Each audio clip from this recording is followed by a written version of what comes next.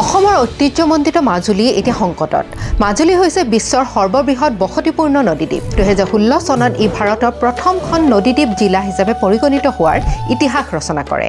মাজুলীয়ে আমাৰ অসমৰ সভ্যতা আৰু সাংস্কৃতিক কেন্দ্ৰ হিচাপে আমাক গৌৰৱান্বিত কৰি আহিছে। সত্ৰীয়া সংস্কৃতি, জনগোষ্ঠীয় সংস্কৃতিৰ লগতে প্ৰাকৃতিক জৈৱ বৈচিত্ৰ্যৰে পৰিপূৰ্ণ এই জিলাখন এতিয়া বিলুপ্তিৰ পথত যাত্ৰা কৰিছে। গৰাখহনীয়াৰ ফলত মাজুলীৰ ভূমি এতিয়া ইঞ্চি ইঞ্চিকৈ কমি আহিব ধৰিছে। 1950 চনত ইয়াৰ মুঠ মাটিকালি আছিল 1250 বৰ্গ কিলোমিটাৰ, কিন্তু কমি আহি বৰ্তমান মাজুলীৰ মাটিকালি হৈ পৰিছে মাত্ৰ 352 বৰ্গ কিলোমিটাৰ।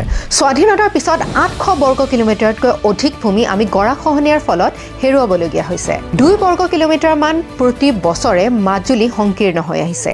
আধ্যাত্মিক আৰু সাংস্কৃতিক কেন্দ্ৰ হিচাপে মাজুলীৰ এক সুকীয়া পৰিচয় বিশ্ব দৰবাৰত আছে।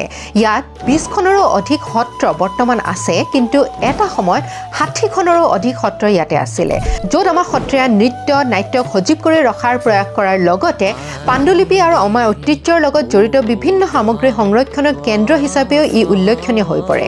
260টাতকৈ অধিক প্ৰজাতিৰ চৰাই আমি ইয়াত বিচাৰি পাওঁ, যাৰ ভিতৰত বিলুপ্তপ্ৰায় প্ৰজাতি বহুকেইটা আছে। তাৰ লগতে ভিন্ন প্ৰকাৰৰ উদ্ভিদ আৰু অন্যান্য বন্যপ্ৰাণীৰ বাসস্থান হিচাপেও মাজুলী পৰিগণিত হয়। তাৰ মানে আমি যি হেৰুৱাইছোঁ সেয়া কেৱল মাটি নহয়, ই আমাৰ ঐতিহ্য।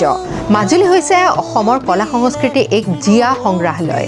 মাজুলী সংৰক্ষণ কৰিবৰ বাবে আমাৰ চৰকাৰে কেনেধৰণৰ পদক্ষেপ লোৱা উচিত আমাৰ কমেণ্ট ছেকশ্যনত জনাব।